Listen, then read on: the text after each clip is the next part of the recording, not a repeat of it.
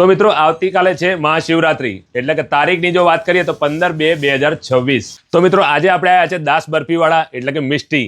દાસ બરફીવાળા તમારા માટે દર તહેવારે કંઈક નવું ને નવું લાવતા હોય છે. તો આ વખતે મહાશિવરાત્રી છે, તો મહાશિવરાત્રી હોય ને નવું ના લાવે તો બને નહીં ને. સૌથી પહેલા ગરમા ગરમ આઈટમોની વાત કરી લઈએ તો ફરારી બફ, ફરારી પાત્રા, ફરારી પેટીસ, એની સાથે સાબુદાણાની ખીચડી, સાબુદાણાના વડા.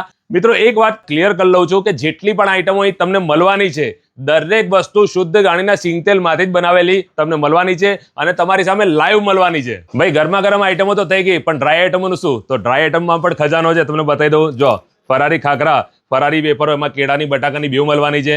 ફરારી કેવડામાં કેટલી વેરાયટી છે. સાદો તો રહેવાનો છે, ડ્રાયફ્રૂટ વાળો, મસાલા વાળો, એની સાથે આ ફરારી ભાખરી અને આની સાથે તમને મળવાની છે ફરારી પૂરી. હવે વાત કરીએ મીઠાઈઓની, તો મીઠાઈઓમાં મિત્રો દાસ બરફીવાળાને ત્યાં તો તમે જોઈ શકો છો ખજાનો જ હોય છે.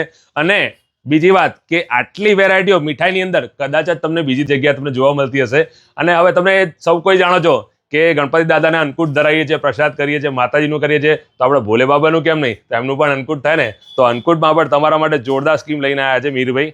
જોઈ શકો છો 125 ગ્રામના અન્નકૂટ છે, 250 ગ્રામના તમારે કરવા તો એ છે, 56 જાતના, 101 જાતના, આજે 37 જાતના, 65 જાતના, સાથે કસ્ટર્ડ પાવડર વગરની બાસુદી, ક્રીમ બેઝ લિક્વિડ સ્વીટ્સ અને રસમલાઈ મઠો અને બ્રાઉની મઠો.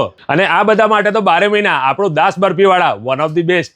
એટલે મિત્રો તહેવારો માટે મીઠાઈઓ હોય, પછી અન્નકૂટ હોય કે પછી ફરારી વેરાયટીઓ તમારે જોઈતી હોય, આજે જ અને હંમેશા વિઝિટ કરો દાસ બરફીવાળા મિષ્ટી, જે આવેલું છે આપણા નડિયાદમાં. વધુ માહિતી માટે મેં એડ્રેસ અને મોબાઈલ નંબર બંને સ્ક્રીન પર આપેલા છે.